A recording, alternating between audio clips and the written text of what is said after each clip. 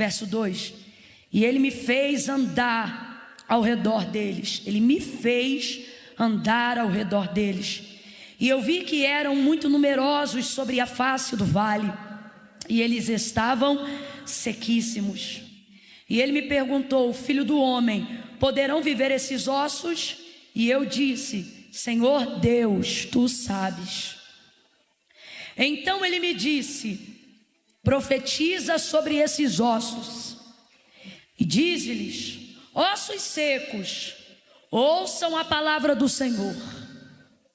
Assim diz o Senhor Deus a esses ossos: farei entrar em vós o Espírito e vivereis. Porei nervos sobre vós, farei crescer carne sobre vós estenderei pele, porei em vós o Espírito e vivereis. Então sabereis que eu sou o Senhor. Portanto, profetizei como ele me deu ordem. E enquanto eu profetizava, houve um ruído, um barulho, e ossos que se ajuntavam, cada osso ao seu osso.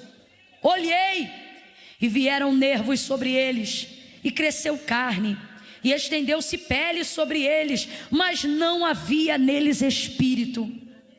Então ele me disse: profetiza ao Espírito, profetiza, ó filho do homem, e dize ao Espírito: assim diz o Senhor Deus, vem dos quatro ventos, ó Espírito, e assopra sobre estes mortos. E então o Espírito entrou neles, e se puseram em pé um exército grande e poderoso. Se puseram em pé um exército grande e extremo, nessa versão aqui do telão. Aleluia. Diga amém por essa palavra. Glória a Deus. Glória a Deus. Veja, esse texto mexe muito comigo, porque apesar dele refletir de maneira muito pontual a um momento de Israel no cativeiro, Deus revelando aquilo que faria a casa de Israel nesse momento, anunciando sua libertação, anunciando que uma hora esse cativeiro terminaria, e levantando Ezequiel não só como sacerdote no meio deles, mas também como profeta, para confirmar essa anunciação. Mesmo tendo consciência de todo esse contexto, é impossível não identificarmos uma aplicação profética para os nossos dias. A casa de Israel estava cativa, mas o Senhor está anunciando o que vai acontecer a esse povo. Como ossos espalhados no vale, secos, sem direção, sem a dignidade do sepultamento, o que mostra que na verdade um ciclo não foi encerrado. Por isso esses ossos não estão embaixo da terra, mas estão em cima da terra. Não houve sepultamento, o que houve foi um abatimento. É só um contexto para a gente entender. E o texto vai revelar então que no Espírito, isso aqui não está acontecendo numa realidade física. Você sabe, mas é bom a gente frisar. Isso aqui está acontecendo numa realidade espiritual. E o homem é dotado daquilo que a gente chama de tricotomia do ser. E na ordem bíblica, essa tricotomia, ela não foi colocada de maneira aleatória. A maneira como está escrita no texto é a maneira com que Deus organiza a prioridade desse ser: espírito, alma e corpo. Não está escrito alma, corpo, espírito e alma. A ordem é exatamente essa: espírito, alma e corpo. Como é que isso funciona? Você primeiro recebe no espírito, o espírito governa sobre a alma, e a alma dirige o seu corpo para reagir. O corpo, a mente, a consciência precisa ser governada pelo Espírito. Então vamos lá, quem é que tem que estar no controle? Vamos, quem tem que estar no controle? Quem tem que estar posicionado dentro de nós? A prioridade da nossa vida deve ser o Espírito, a vida espiritual. É por isso que é tão difícil organizar a vida espiritual.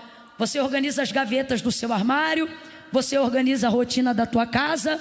Você é bom de campanha, mas é ruim de vida devocional.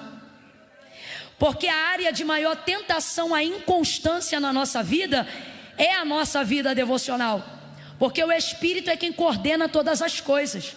Se o Espírito estiver no governo, se o Espírito estiver no controle, nada sai do governo, nada sai do controle. Se o Espírito estiver no comando, a alma refreia o gemido.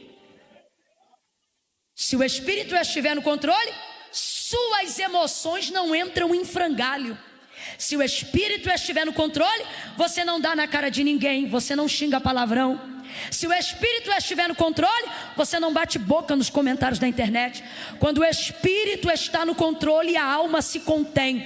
Quando o Espírito está no controle, a alma se aquieta. Quando o Espírito está no controle, ele controla, ele traz equilíbrio à rebelião das emoções. Então a alma não governa, a alma não prega, a alma não xinga, a alma se aquieta. Por exemplo, você vai ver o salmista conversando com a alma. Quem está conversando com a alma ali no salmo? Aonde ele vai dizer assim: por que estás inquieta dentro de mim? Eu vou parafrasear no popular, acho que o Espírito está dizendo: ô alma, por que você está me perturbando se eu tenho uma palavra? Ô alma, por que você está criando em mim pontes e acessos de ansiedade se eu estou debaixo de uma promessa? Ô alma, se eu sou crente, se eu sou governado por Deus, se eu sou servo de Deus, por que você dentro de mim está militando contra mim mesmo, roubando a minha paz? Agora, como o texto de fato está escrito, o que você vai ver é o salmista dizendo: por que estás inquieta dentro de mim, ó minha alma? Por que te abates? Por que te perturbas? Aí ele vai ministrar a alma. Aí ele diz o que para ela, gente? Ele diz para ela: se acalma, espera em Deus. Pois ainda, olha ele dando esperança para a alma ansiosa e inquieta. Pois ainda o louvarei. Então quem está ministrando sobre a alma? O Espírito. E o que o Espírito ministra sobre a alma? A palavra. Porque a alma só ministra emoção. Completa para mim, por favor. A alma só ministra? Bora, a alma só ministra? É por isso que quando a alma segura o microfone para pregar, ela bate em todo mundo. Ela fala só o que sente e não o que a palavra de Deus diz. É por isso que quando a alma ora, ela até se esvazia na oração, mas ela não recebe resposta. Porque Deus não tem compromisso com emoção, Deus tem compromisso com a palavra dele. Se você perceber por que as orações dos antigos eram respondidas com tanta agilidade, com tanta pressa, você vai perceber que por mais que eles estivessem esmagados na alma, eles tinham a emoção sob controle, o que dava a eles capacidade de orar a palavra e não orar o que a alma sentia. Vou te dar um exemplo. Moisés, por exemplo, todas as vezes que ele falou com Deus e que Deus decidiu respondê-lo imediatamente, diga comigo, na hora, respondeu imediatamente a sua oração, você vai ver que não são orações aonde ele esvaziava a alma, mas orações aonde ele invocava o Espírito na palavra. O que ele orava? Ele não dizia eu sinto, ele dizia eu estou te pedindo tal coisa porque tu disseste. Orava a palavra. Então o que o Espírito ministra? O Espírito ministra a palavra. Se o Espírito se move pela palavra, se ele vive na palavra, se ele é a manifestação da palavra, qual é a única maneira do Espírito ter o governo e o controle da minha vida? Apenas se eu tiver conhecimento da palavra. Porque almas não estão sendo ministradas, porque falta governo do Espírito. E por que falta governo do Espírito? Porque falta vida espiritual. E por que falta vida espiritual? Porque falta vida devocional. Será que você não percebe que sua vida já não cabe mais as demandas de tudo que você tem para fazer e as revelações que Deus te deu acerca do futuro, até do teu ministério, da tua descendência, da tua casa, será que você não percebe que isso já não cabe mais em 15 minutos de devocional por dia? É por isso que ao longo do dia você está ansioso. É por isso que mesmo depois de ter orado, você ainda fala besteira. É por isso que mesmo depois de tomar a Santa Ceia, você ainda é perturbado emocionalmente. É por isso que mesmo depois de, ainda que atrelado ao rol de membros de uma igreja, você está descontrolado emocionalmente, porque você quer tirar a vida espiritual da prioridade da sua vida. Agora veja como isso é louco. O que a palavra de Deus vai dizer para a gente sobre Deus? Numa característica intrínseca de quem Deus é. Deus é espírito. Não é isso que a palavra de Deus diz? Então complete para mim, para eu ter certeza que tu está acompanhando o raciocínio. Deus é... Vamos lá, Deus é... São palavras do próprio Cristo. Deus é espírito. São palavras dos próprios discípulos. Deus é espírito. E convém então que todo aquele que o adore, todo aquele que fala com ele, todo aquele que o deseje, faça isso em... Tem a parte que é também em verdade, mas é prioritariamente em... Bora! É prioritariamente em... Só que a gente quer dar 15 minutos. Eu vou falar rasgado que é para todo mundo entender. Queremos tudo de Deus. Sabemos que Deus tem o controle de tudo. Queremos que Deus cuide dos anos da nossa vida. E estamos entregando míseros minutos de alimentação espiritual. E com o passar dos anos, parece que espiritualidade e religiosidade viraram a mesma coisa. Aonde as pessoas não querem mais exercer disciplinas espirituais, porque afinal, veja, aquilo que nós vivemos aqui, meia hora atrás, uma efusão espiritual, debaixo de um mover sobrenatural, pulando, dançando, celebrando, vibrando, uau, isso é maravilhoso. E nós não oramos nem mesmo 15 minutos para que isso acontecesse. Mas pode ter certeza que se isso aconteceu, alguém orou um pouco mais. E por que isso acontece? Porque o Espírito precisa estar no controle. Agora, se não somos espirituais, como ouviremos Deus? Como falaremos com Deus? Como aquietaremos a nossa alma? Como que o nosso corpo terá reações que convergem com aquilo que Deus quer que nós façamos? A visão e todas as maiores revelações que mudaram o futuro. Completa para mim, por favor. Visões e revelações que mudaram o... Bora! Visões e revelações que mudaram o...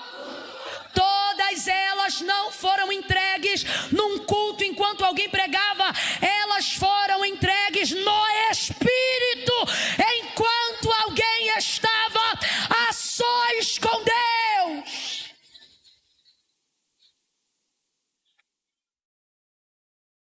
No Espírito, temos dificuldade de discernirmos a voz de Deus.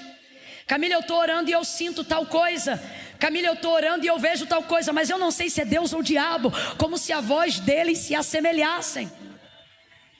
Jesus disse: minhas ovelhas conhecem a minha voz e me obedecem.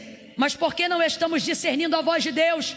Porque queremos organizar a nossa vida física, queremos lavar o carro, queremos ter o boleto pago, queremos as crianças arrumadas para irem para a escola, feijão refogado, empresa organizada, imposto de renda em dia. E se sobrar um tempo a gente ora, mais tarde a gente ora, no final da noite a gente ora. E com isso o Espírito não tem controle sobre nada. Quem governa teu casamento é tua alma. Por isso que na primeira briga você fala tudo que não deve, e depois tem que pedir perdão por tudo que não devia ter falado. É por isso que na área da maternidade, a criação e a educação do seu filho está complicado, porque o Espírito não governa sobre a tua maternidade. E na hora que você se sente sobrecarregada da tarefa diária, você fala ou bate nele, fazendo tudo aquilo que não deveria fazer. A tua empresa está desorganizada, mesmo com você acordando muito cedo, dormindo muito tarde, respondendo o WhatsApp 3 horas da manhã. Você está debaixo de palavra, está debaixo de promessa, mas não vive o cumprimento de nada do que Deus falou. Será que Deus é fraco e não pode realizar o que te disse? Não, é que a tua vida espiritual está tão fraca que se Deus colocar sobre você a realização do que Ele te prometeu, o cumprimento da promessa dEle esmaga você. Porque o que Ele te deu no Espírito. Quando Ele disse que você seria a pessoa que você está se tornando, Ele falou isso no Espírito. Todas as coisas que Deus nos confiou, elas vieram do Espírito. O mundo espiritual existe antes do físico. Não foi o físico que disse ao mundo haja, foi o Espírito que disse ao mundo haja. Logo, está na hora da gente organizar a prateleira da tricotomia do nosso ser. Não é alma, corpo e espírito, é espírito, alma e corpo. Que volte o governo de Deus, que volte o controle de Deus, que saia do nosso meio a ideia de que 1 hora de oração vai atrapalhar a rotina do seu dia. Que rasgue-se a convicção de um sofisma desenvolvido pelo ativismo religioso, que disciplina espiritual é religiosidade. Disciplina espiritual não é religiosidade, é vida devocional.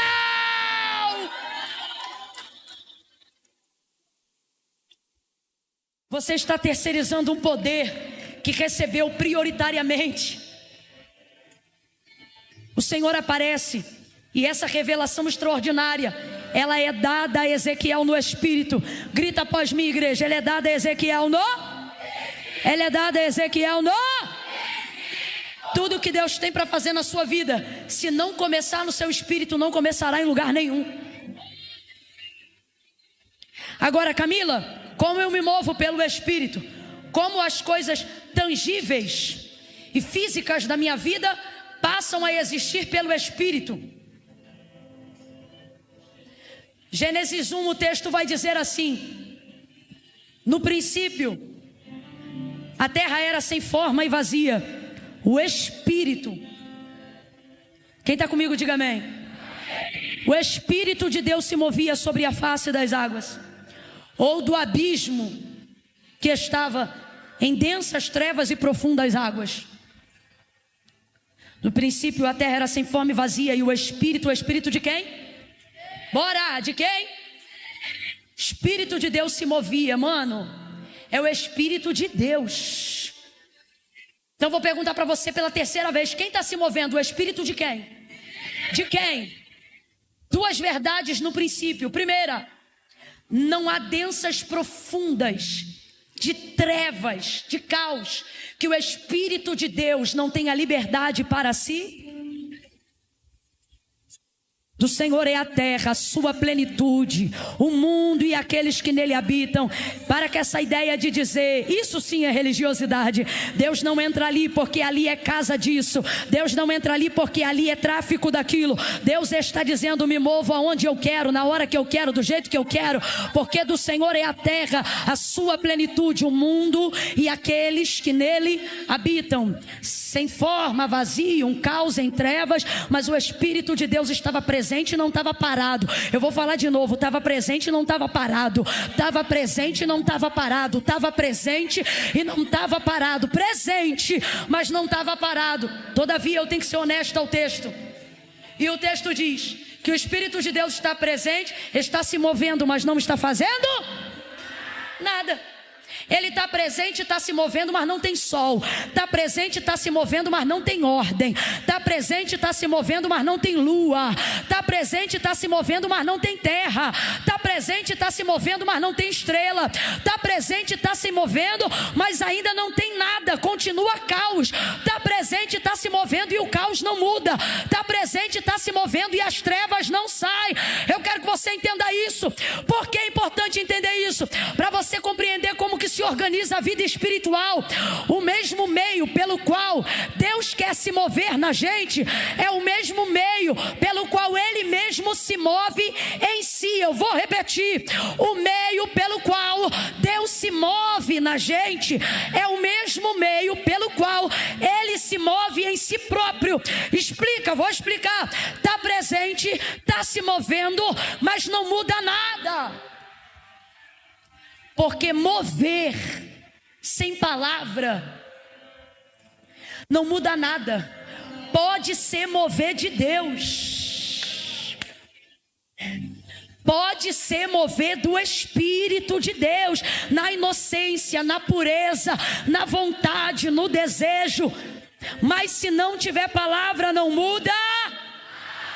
Está presente, está se movendo, mas não muda nada. E quando é que tudo começa a mudar? Quando é que as coisas começam a serem transformadas? Quando o texto diz: e disse Deus. Agora eu te pergunto, um Deus como o nosso Deus precisa falar para as coisas existirem? Tudo que existe, tudo que há, diz o autor da carta aos Hebreus, não foi feito por prova aparente do que se vê. O que ele está dizendo? Que tudo que você toca, que tudo que você enxerga, não existe por obra do acaso. Mas antes, céus e terra, oh meu Deus, céus e terra foram criados pelo poder da sua palavra. Agora raciocine comigo. Deus poderia ter criado tudo que existe, tudo que há, numa inspiração assim, ó. Podia ou não podia? Mas o princípio pelo qual Ele opera é o mesmo pelo qual Ele se move. O princípio pelo qual Ele opera é o mesmo pelo qual Ele se... Para que nós aprendamos a nos mover nele. Então veja, tu pode estar aqui hoje, tu pode rodar, tu pode pular, tu pode viver a efusão do Espírito. Se isso for destituído de uma palavra, o Espírito não terá o poder de trazer a realidade das coisas que você precisa viver na sua vida. Aí o texto vai dizer: e disse Deus. Quando o texto diz e disse Deus, haja luz, você conhece. O que que houve? Ora! O que que houve? O que que houve? Então veja, tem Espírito, tem mover, mas não acontece nada. Porque mover não traz palavra, mas palavra... Ei! Oh meu Deus, eu estou sentindo uma graça. É a primeira vez que eu te peço isso nessa noite. Pega na mão do vizinho, não pede licença não, sai pegando. Pega a mão do vizinho aí, pega a mão do vizinho. Pega a mão do vizinho e diga assim: você, diga, você está debaixo de palavra. Sacode ele e diz assim, ó: libera a palavra, libera a palavra, libera a palavra. Ei, você consegue abrir a boca aí agora e dizer as coisas que Deus já te disse? Você consegue dizer: eu ainda serei uma pregadora, eu ainda serei um evangelista, você consegue dizer isso? Porque você não irá além do que não tiver coragem de dizer. Repita as palavras que Ele já te disse. Isso fará de você um profeta que traz mover pela palavra. E disse Deus: haja luz, e houve luz. E as coisas começaram a acontecer. As coisas começaram a acontecer. Aí você diz: Camila, mas eu não tenho essa fé. Deus está dizendo: pensa na fé depois. Primeiro, recebe